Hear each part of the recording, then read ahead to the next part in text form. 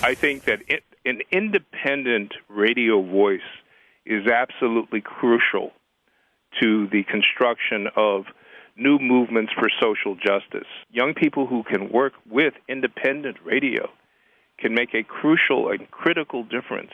My name is Dr. Manning Marable. I'm a professor of public affairs, history, and African American studies, and the director of the Center for Contemporary Black History at Columbia University here in New York. Res je, dr. Manning Marable vas vabi na audicijo za aktualno politično redakcijo na Radiu Študent. Mi pa vas vabimo, da prisluhnete intervjuju z njim v pogovornem večernem terminu ta četrtek ob 21:30 na Radiu Študent. Lepo pozdravljeni v četrtkovem večernem pogovornem terminu. Tokrat se pogovarjamo z dr. Manningom Marablom, profesorjem na Univerzi Columbia v New Yorku, sicer profesorjem politologije, zgodovine, ustanovil pa je na ta isti univerzi tudi Inštitut za afroameriške študije. Torej, Manning Marable se ukvarja v glavnem z vprašanjem afroameriške izkušnje v državi ZDA zadnjih 400 let, z gibanji, ki so se porodile v prejšnjih stoletjih, v 20. stoletju, in pa še danes se ukvarja z situacijo, s katero se soočajo razne manjšine, ne zgolj črnci. Kot prvo smo ga vprašali, kakšna je situacija, v kateri so se znašle razne manjšine, predvsem pa črnska manjšina v Ameriki. There really is not one black America or one minority America. There are three. There is a black middle class that is doing remarkably well economically in terms of its access to resources, the professional, managerial, and intellectual class.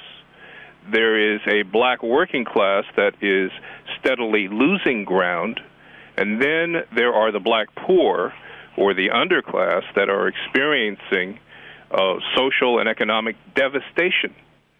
So one must use a class analysis to understand the segmentation of the African American community and also the Hispanic community regarding the impact of the economic devastation that's occurred under the Bush administration, but also the impact of neoliberalism, neoliberal economic policies, which informs not only the Bush administration, but to a large extent influenced the Clinton administration during the 1990s with cutbacks in public funding for housing, health care, education, reductions in the expansion of public institutions, and privatization, the elimination of resources that were extended to low-income people. All right. We find one of these better examples of these changes and what we could also call structural racism is the educational system. Could you explain what's happening with the public versus private schooling and how this is affecting the structure, the social structure, and comparing the races? Education is a prime area where we can measure the impact of structural racism in the United States. That in terms of public education, the middle class and upper middle class Americans, regardless of race, generally have access to quality education for their children. And the per capita expenditure for educating young people is in the ballpark of anywhere from $8,000 per child per year to roughly $15,000 per child per year in terms of elite public schools. In the center city or in Appalachia or in poor areas that you have higher percentages of children with special needs who don't speak English as a first language, students who are also handicapped, either whether or challenged, whether physically or mentally, so that and then many children come to school who are hungry and don't have food in their households, and so consequently, in urban poor areas, schools have to spend money for things that are non-curricular, that are non-instruction based. For example, they have to feed the children when the children come to school because they're hungry. So any dollars that are used for non-educational or non-curricular purposes take dollars away from instruction, so that the children are handicapped twice. Children who are black or brown or low income who happen to be white are handicapped by attending such schools. And then on top of all of that, there is a retreat from school integration on the part of the Supreme Court and by the courts throughout the United States. So there are greater concentrations of very low-income students who are disproportionately black and Hispanic in our center cities. And they're denied, they don't have access to the kinds of resources, the technology that suburban schools have.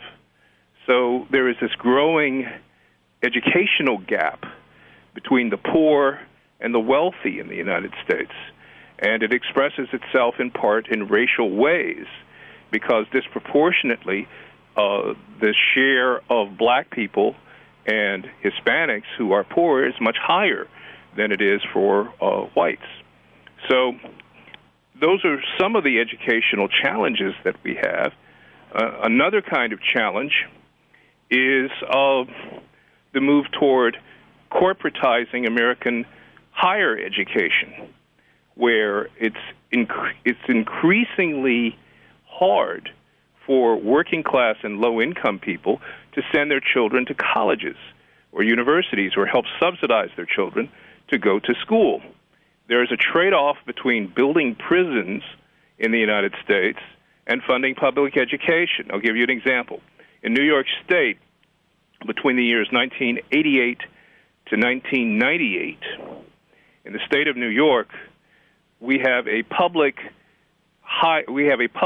university system called SUNY, the State University of New York. The funding for SUNY declined by about $650 million during that 10-year period. During the same 10 years, the funding for state prisons in New York to warehouse prisoners increased $715 million. So there was roughly a dollar-for-dollar trade-off between cutting colleges and universities' budgets and increasing the budget for warehousing prisoners. So you have in the United States a prison industrial complex where from 1983, when there were about 600,000 people in prison, to today, 2.3 million in the United States in prisons, that has absorbed billions of dollars away from funding education across the country. Of course, there are some connections between low education and the level of crime. That is true, although depends on what you mean by crime. You're talking about, I think, what could be called a blue-collar crime or poor people's crime, which may involve either drugs or it may involve robbery, but rarely are we talking about white-collar crime, which is far more economically devastating to a society in terms of the amount of wealth that is stolen, but rarely is it punished in the United States. Why haven't you learned anything? Man, that school shit is a joke. The same people who control the school system control the prison system and the whole social system ever since slavery.